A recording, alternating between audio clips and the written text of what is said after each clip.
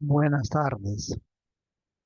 Entonces, continuando con los temas que tenemos pactados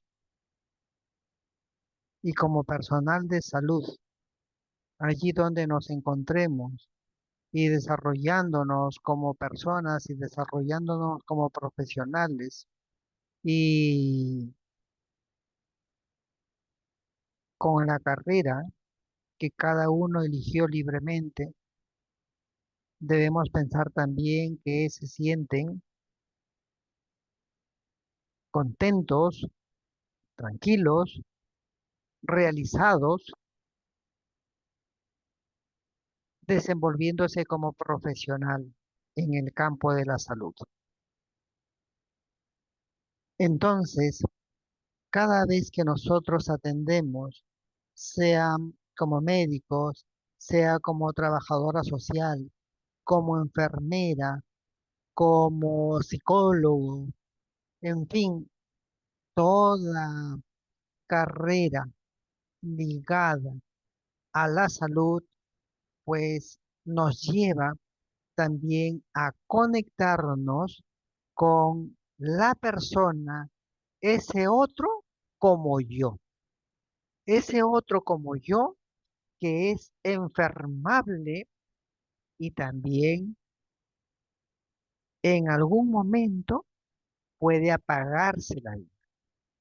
Y con todos los conocimientos que nosotros hayamos ido adquiriendo y los conocimientos y experiencia que vamos ganando cada día, al encontrarnos con esta persona que ha enfermado, pues algo nos hace pensar y algo nos hace sentir. Pensar quizá cómo es que, y hacerse preguntas, cómo es que el ser humano enferma, por qué tiene que enfermar. Y no solamente pensar en la otra persona, sino que esa persona me conecta a mi propio ser. Yo también podría enfermar en algún momento. Yo también podría terminar en algún momento. Mi vida puede terminar, sea en la casa, en un accidente o en un hospital. Entonces, nos hemos formado como profesionales y, como decíamos también en la sesión anterior, teniendo todos los conocimientos posibles y, ¿por qué no, títulos también? Pero, aún así, siendo personas competentes en nuestra área, al conectarnos con ese otro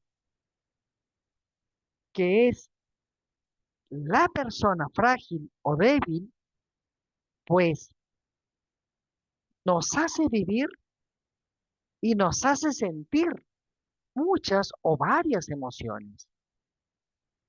Ahora, y como personal de salud, ¿cómo nos brindamos ese cuidado o autocuidado?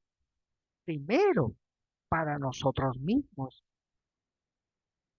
Y segundo, para el equipo con el cual yo comparto este tiempo, esta experiencia, estos conocimientos, porque puedo ser tan competente, pero no desarrollo mi labor solo, solito, sino que necesito la compañía y la presencia y las competencias de otros colegas u otros que tengan esa formación de cuidar al enfermo. Entonces, también nosotros nos agotamos, también nos cansamos, también nos hace sentir y vivir muchas emociones. El estar en contacto con esta persona que ha enfermado por alguna razón. Entonces, El trabajo en cuidados paliativos implica una exposición constante al sufrimiento, a la muerte y a la vulnerabilidad humana. Y esto nos hace recordar que no somos eternos. Eso nos hace recordar que estamos de paso. Y eso me lleva a mí a preguntarme también. Creo que a preguntarnos, cuando se es joven, cuando se es robusto y cuando se está en la plenitud de la vida, muchas veces no tenemos ese tiempo para poder pensar o reflexionar sobre nuestra existencia. Pero cuando una persona pasa por el sufrimiento y por esta vulnerabilidad humana, llegan los años, comienzan a preguntarse, acabo de conversar con una persona, también yo, ha trabajado tanto, ha hecho un viaje por España y, y dice, yo voy a terminar sola porque tengo hijos, pero mis hijos tienen su vida, se desentienden que tiene una madre y ahora todo lo que yo he hecho, todo lo que yo he logrado, todos esos sacrificios, como que para qué. Entonces nos lleva a preguntarnos, ¿qué hago lo que hago? ¿Para qué hago lo que hago? ¿Tiene sentido todo lo que yo hago? Y muchas veces se pueden ir perdiendo ese sentido también. Y como personal de salud, que nos desempeñamos en este campo del dolor y el sufrimiento y la muerte, sean médicos, enfermeros, psicólogos, trabajadores sociales u otros, pues se enfrenta a altos niveles de carga emocional.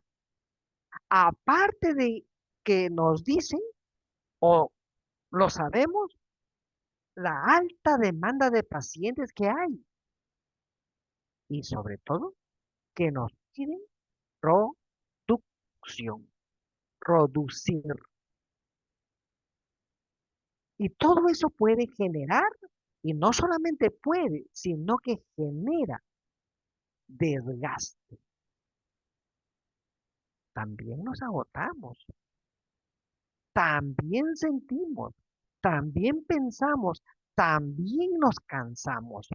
Pregunta, ¿y cómo recuperamos esas fuerzas? ¿Cómo nos recuperamos? ¿O qué mecanismos de defensa utilizamos para protegernos?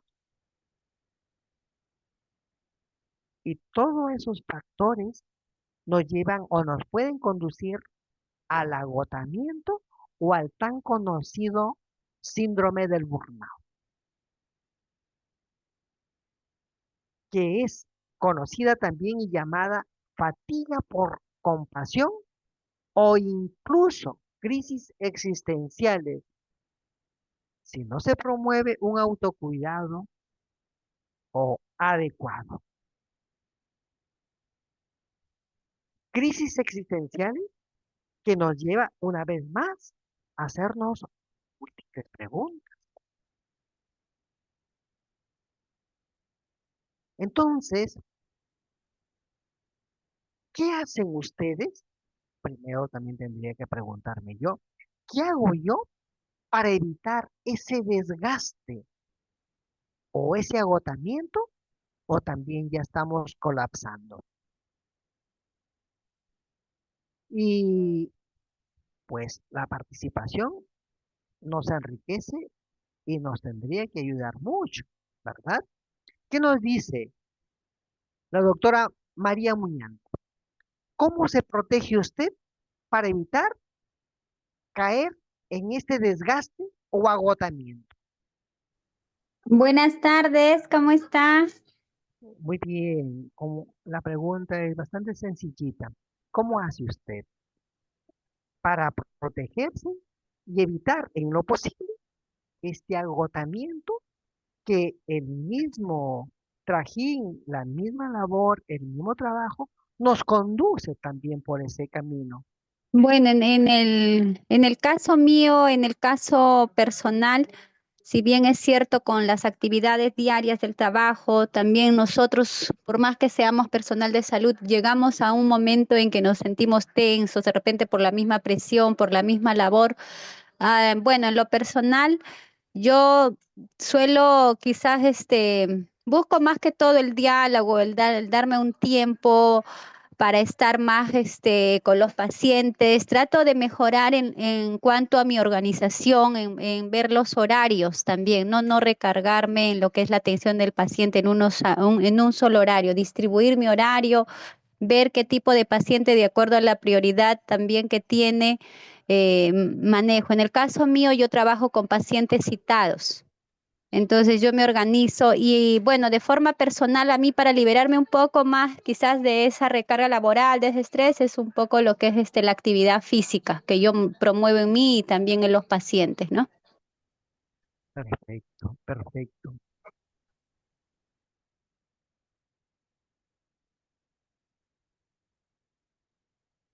Entonces, sí, pues, ese autocuidado que tiene y que debe partir por nosotros mismos para protegernos. Al protegernos, también podremos casi en automático proteger a los nuestros. No somos personajes que vivimos solos y en una isla. Tenemos una familia. Hay una pareja o una esposa. Hay unos hermanos o unos padres. Hay unos hijos. ¿Cómo será el atardecer o cuando se sale de laborar o de trabajar y se llega a la casa?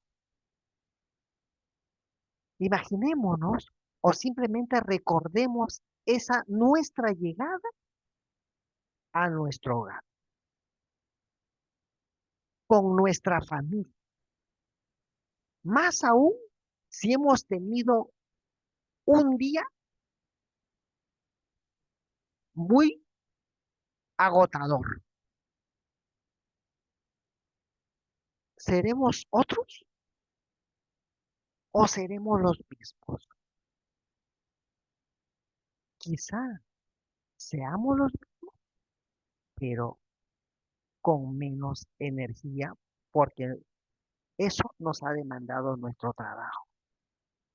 Pero nuestra actitud y nuestra forma de relacionarnos con ellos tendría que ser muy buena también. No el agotamiento, no el trabajo o no el encuentro fuerte que haya tenido en mi trabajo tenga que influir en mi mundo familiar.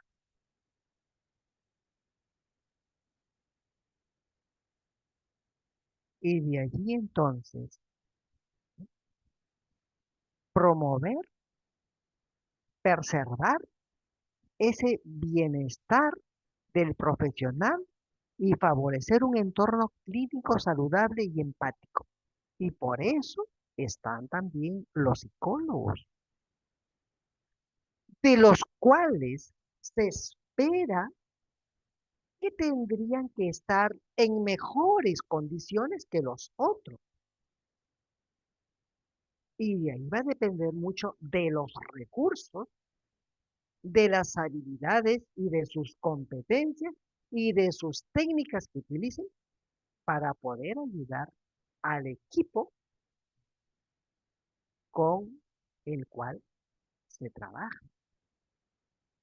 Los profesionales de cuidados paliativos desarrollan una relación íntima y constante con la muerte. ¿Y qué es la muerte? ¿Y qué nos hace sentir la muerte? Repito, que cuando estamos en nuestro auge, ni la miramos. y quizá ni quisiéramos conversar de ella. Y cuando yo digo de ella, miren, la muerte entonces tendrá un rostro femenino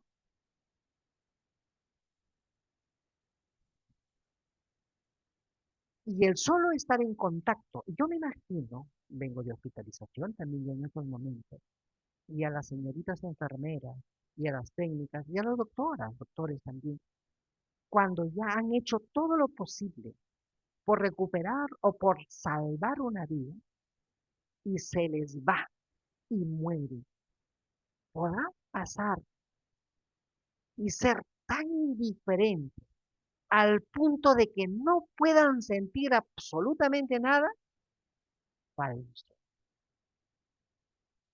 Algo sentirán, algo pensarán, pero como tienen que seguir atendiendo, pues dejan de mirar esa cama a la cual a este personaje que ya ha fallecido tendrán que ponerle una bolsita negra y nuestra labor continúa. Pero algo sentiremos, algo tendríamos que sentir y algo sentimos ciertamente. Entonces, ese encuentro con el dolor y con el sufrimiento, y si no tenemos alguna forma para poder mirar un ambiente diferente, pues trae o tiene sus riesgos. Mm, Algunos de los profesionales que ustedes pueden conocer, quizá ustedes no, pero también se medican o se automedican, porque hay dolor de cabeza, hay mucha migraña, quizás no pueden dormir, quizás, ¿cierto?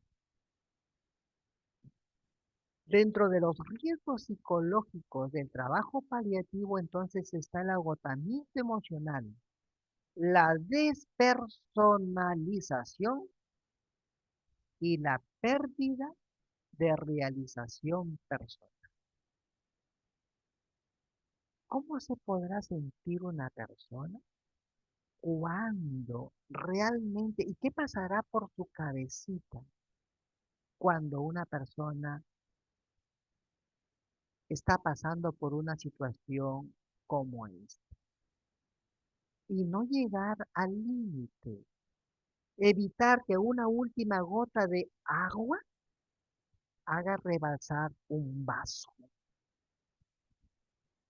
porque hemos ido permitiendo que gota a gota el vaso termine rebalsando. Y desde la propia experiencia, se los digo, que vengo de conversar también con una persona y me dice, fíjese, la verdad, ¿qué le habrá estado pasando a esta señora, que también es personal de salud? Fíjese que terminó ahorcándose. O sea, llegar a ese punto, ¿por qué? Viene la pregunta. ¿Qué ha ido pasando en su vida, en su situación familiar, en su mundo laboral, en su mundo personal para terminar así?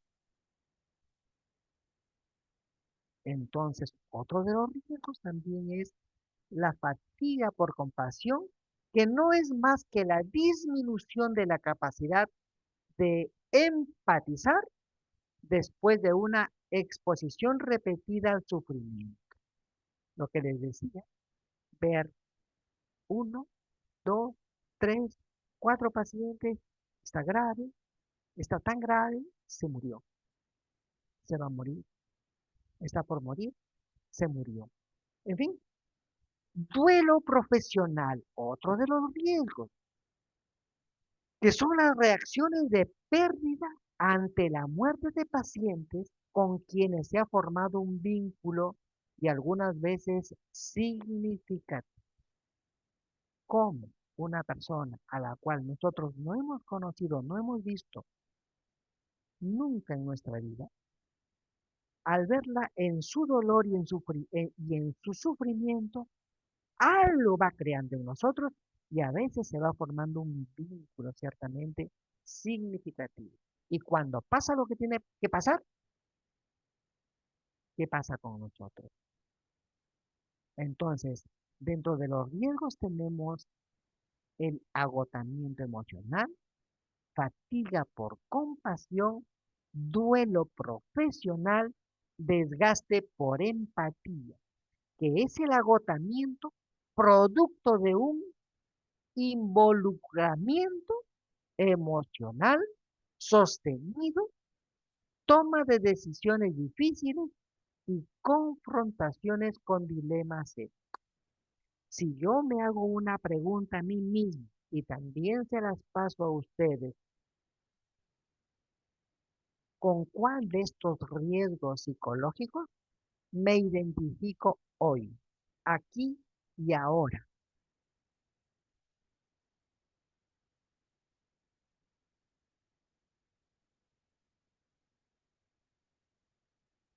Si ustedes están viendo la pantalla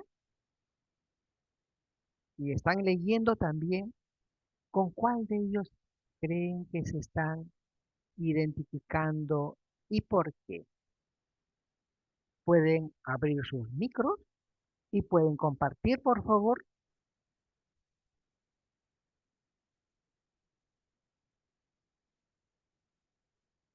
El expresar ya es una técnica liberativa o de liberación. A ver, bueno, tal vez no ustedes, ¿no? Tal vez no ustedes, pero quizá hayan podido ver a alguien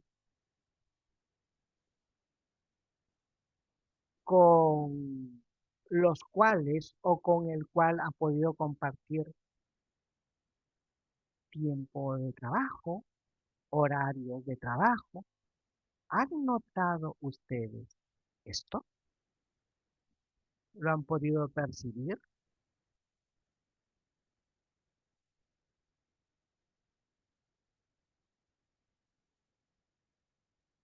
Sí, es importante cuidar y cuidar al equipo.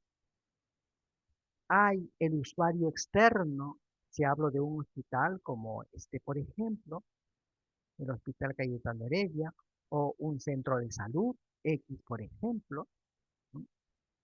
El usuario externo es el paciente que llega para ser atendido y el personal que elabora o trabaja será el usuario interno. Nosotros nos preocupamos por el usuario externo. ¿Y quién se preocupa por el usuario interno? Tendrá que ser entonces que nos cuidemos entre nosotros mismos. Y ahí, ¿cómo te llevas y cómo es tu relación interpersonal con tu compañero o con tus compañeros de trabajo? ¿Dialogas? ¿Conversas? ¿La comunicación es clara, serena, sincera? ¿O no te hablas hace mucho tiempo con él o con ella?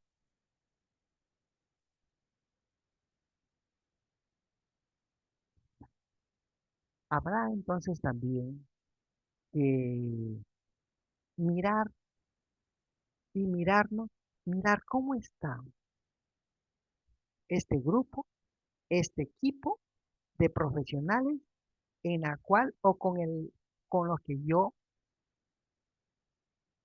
me voy desarrollando profesionalmente.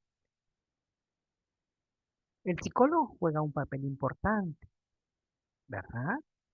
El cual pues tendría que ser una evaluación del clima emocional del equipo y poder detectar si hay o no niveles de estrés, agotamiento o sobrecarga emocional. Lograr explorar de las estrategias de afrontamiento utilizadas. Poder identificar, ¿no?, qué necesidades colectivas e individuales de cuidado.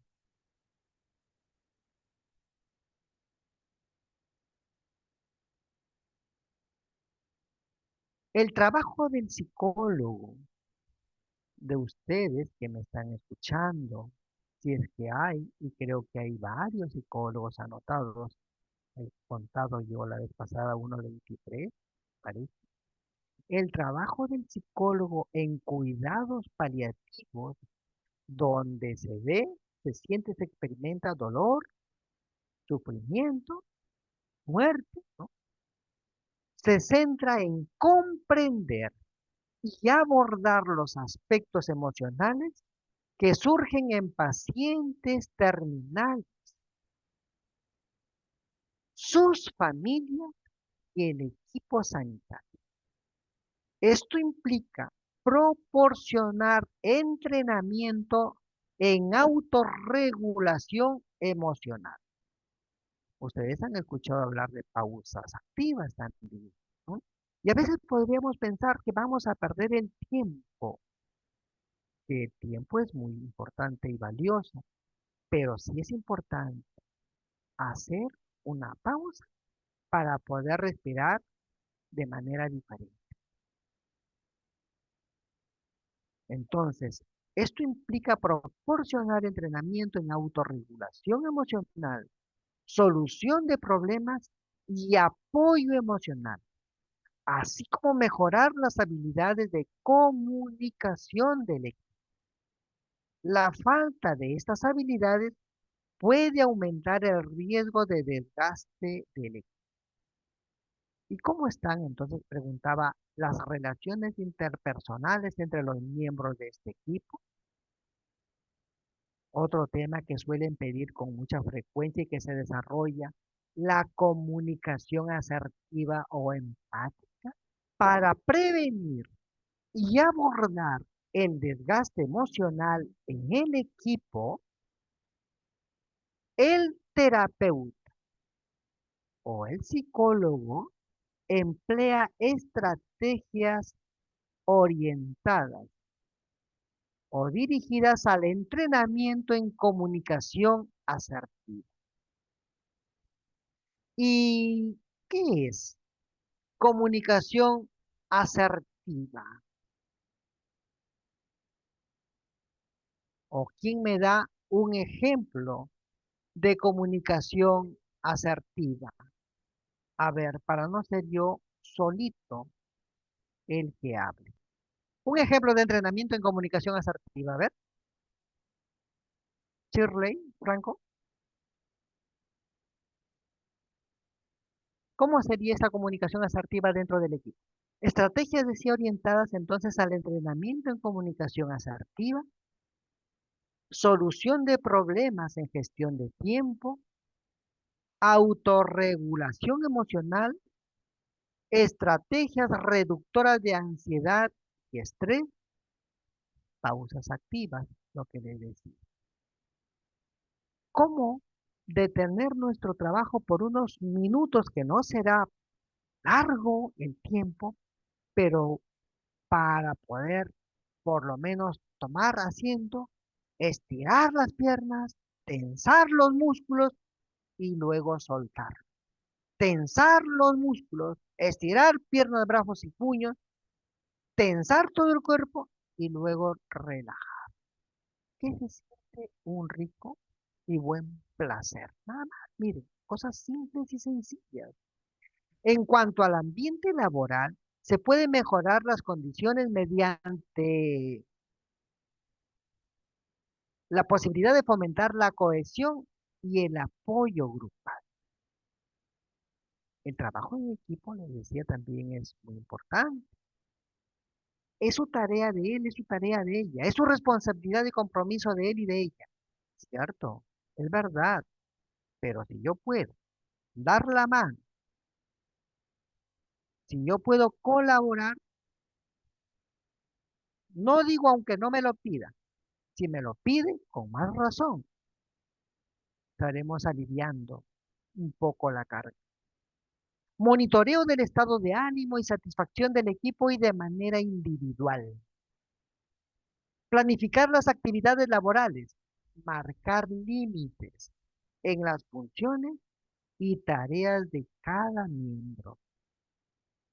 Ser empático significa estar cercano física y afectivamente del otro. Y es que nosotros no nos conocemos o nos conocemos poco entre yo y mi mundo personal y entre yo y el mundo personal del otro.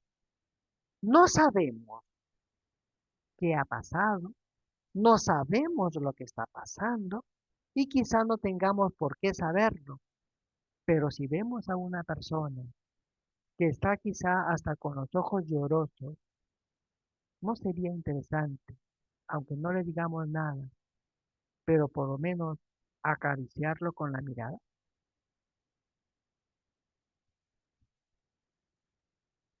¿Qué es el autocuidado profesional? El autocuidado no se reduce entonces a actividades puntuales para aliviar el estrés, sino que implica una actitud consciente, o sea que nos damos cuenta, reflexiva y sostenida de cuidado personal, emocional y profesional. Y estar consciente o una actitud consciente es estar despierto. Me importas tú porque eres persona. Me importas tú porque sufres. Me importas tú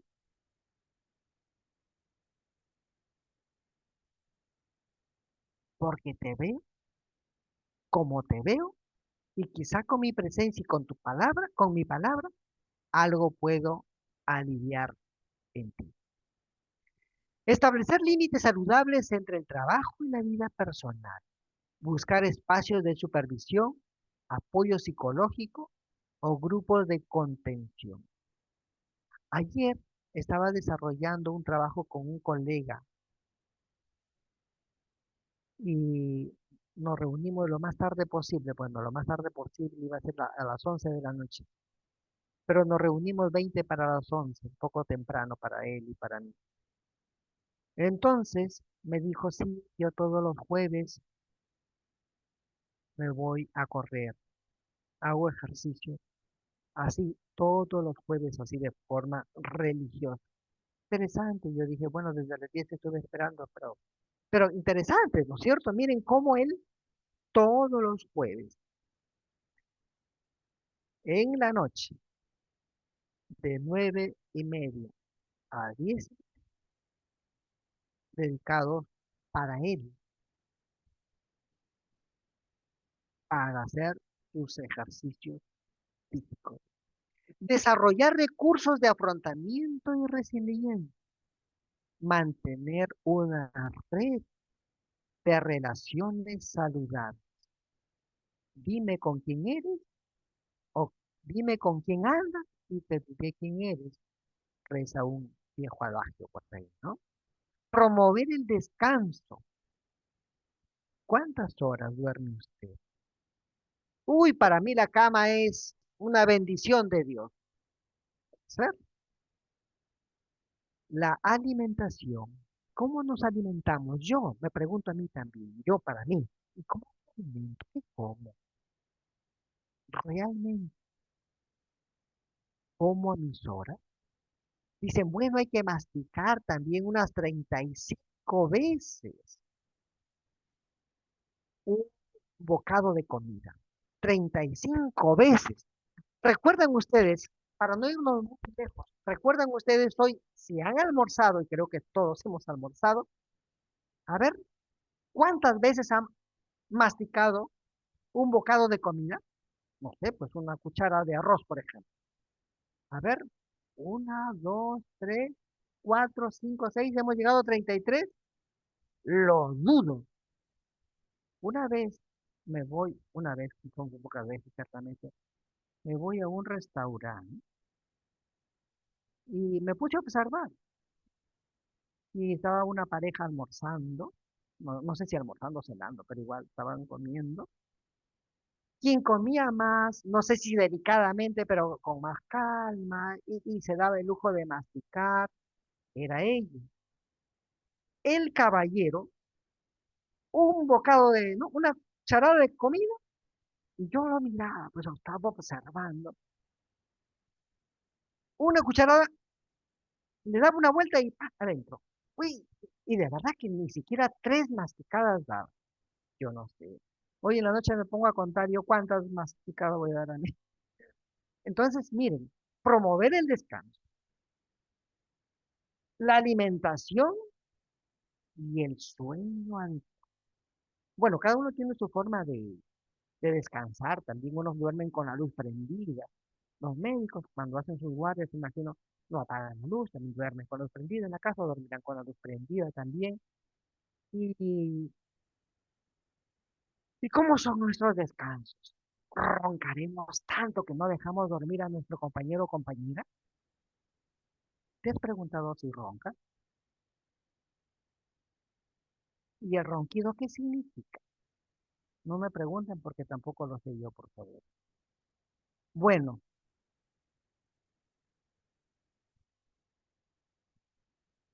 dentro de las intervenciones psicológicas de autocuidado en cuidados paliativos, ¿no? Las estrategias más eficaces de intervención psicológicas incluyen, ¿qué incluyen? El conocido, ¿no? La atención plena, el estar aquí y en el ahora. Bueno, da resultados. Entonces, estás aquí, concéntrate, céntrate y resuelve. Pero si nosotros estamos aquí, pero con nuestra mente en otro lado, ni allá ni acá. Hay un refrán francés que dice, no se pueden seguir a dos liebres al mismo tiempo. La psicoterapia breve o grupal centrada en el profesional permite procesar emociones difíciles y prevenir el desgaste. Supervisión clínica y espacios reflexivos, que simplemente es tomar asiento, conversar un tema, ayuda mucho.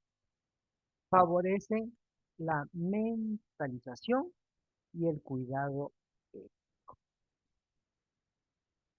Y a veces tenemos miedo a contar algo muy personal, porque después a veces nos los ponen en nuestra propia cara.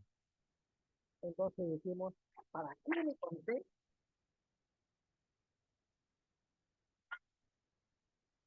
Educación emocional y manejo del duelo profesional. Claves para sostener una actitud empática sin autoabandono. Ir creando, fomentando una cultura organizacional del cuidado. El autocuidado no debe recaer únicamente en la voluntad individual. ¿Qué tanto la institución que la encabeza las autoridades ayudan a promover una cultura organizacional del cuidado?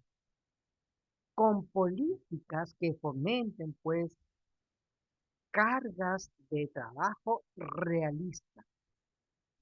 Yo te he contratado para que produzcas y tienes que producir. Sí, es verdad. Pero ¿qué estará pasando en su mundo personal de esta persona? Espacios protegidos para el descanso, no para el relajo que a veces podemos dejar esperando a nuestros pacientes. Y bueno, no pues, hablamos ahí también de lo ético, de esa partecita, no de lo ético, pero por ahí, ¿sí? Eh, Ponernos también en el lugar de la otra persona. Cuando los pacientes vienen de sus lugares, de donde llegan, ¿qué habrán hecho? ¿Cómo habrán hecho para poder llegar realmente, para ser atendidos? Como digo yo acá, bajan de su cerro hacen el esfuerzo por bajar y llegar y que le digan no hay sitio. Se regresará hasta el otro día y después sí vendrán. Programas de salud mental accesibles, validación emocional y trabajo en equipo basado en el respeto y la comprensión. Todo eso no lo estoy creando yo, ya miren, ya lo han trabajado. La psicología inicial en el autocuidado del equipo de cuidados paliativos es una intervención preventiva,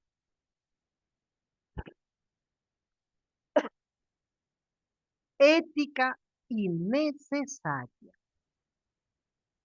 Su objetivo no es solo preservar la salud mental de cada profesional o de los profesionales, sino también garantizar una atención más humana. ¿Han escuchado ustedes hablar también? La deshumanización en la salud. Garantizar entonces una atención más humana y sostenida a las personas que transitan al final de la vida. Invertir en el bienestar del equipo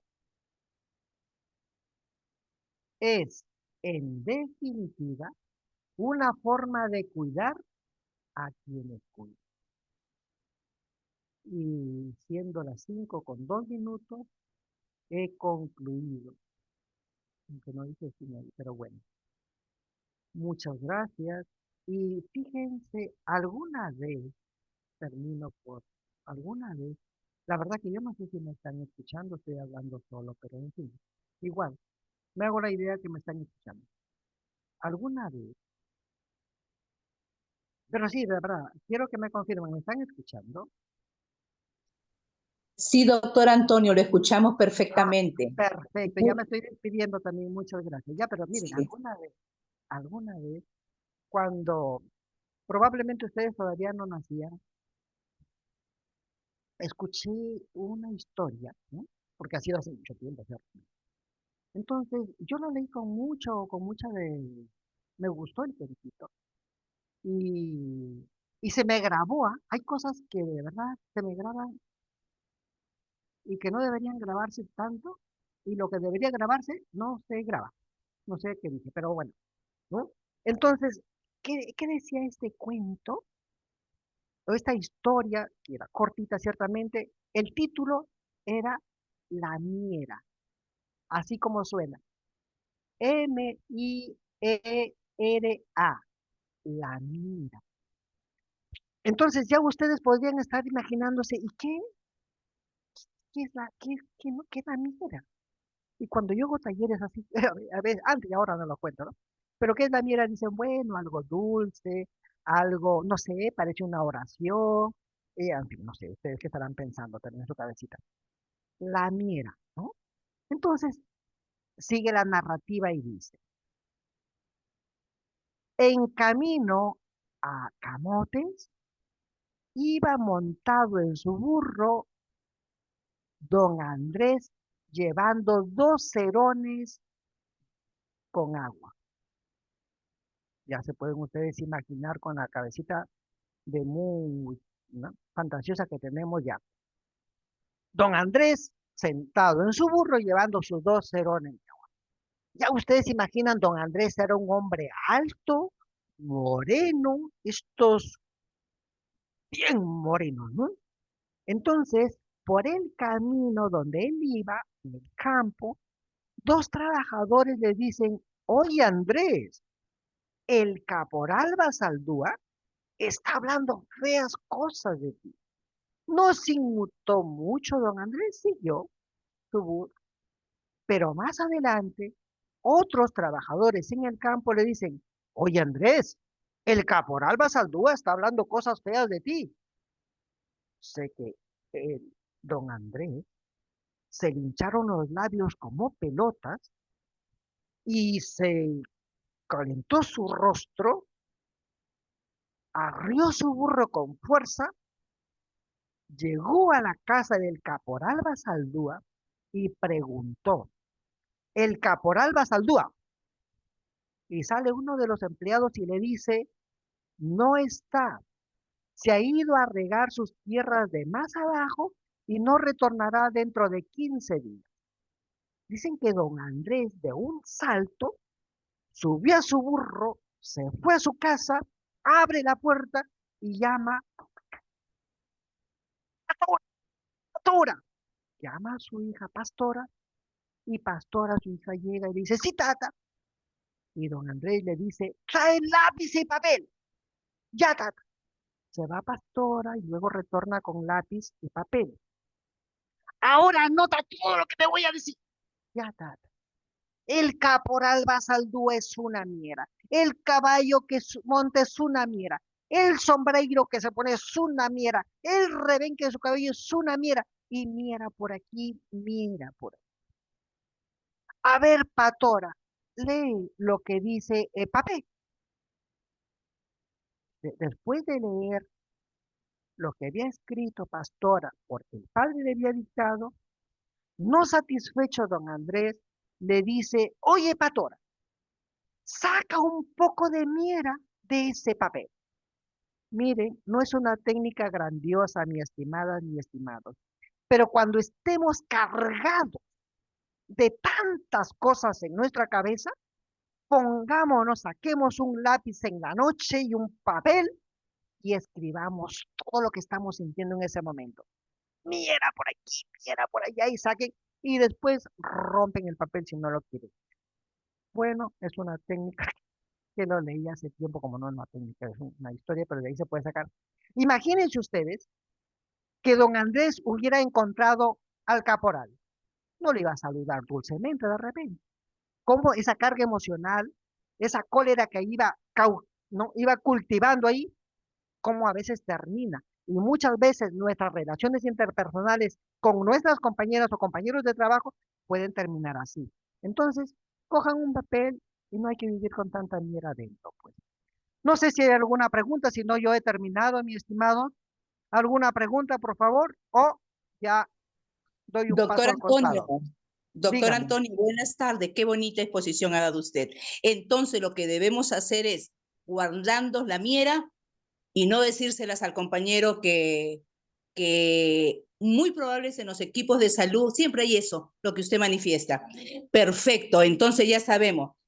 Ya saben Mandar, entonces que es la mierda ya. así es, listo. Muchas gracias, doctor Antonio. Muchas gracias, cuídense. Hasta luego.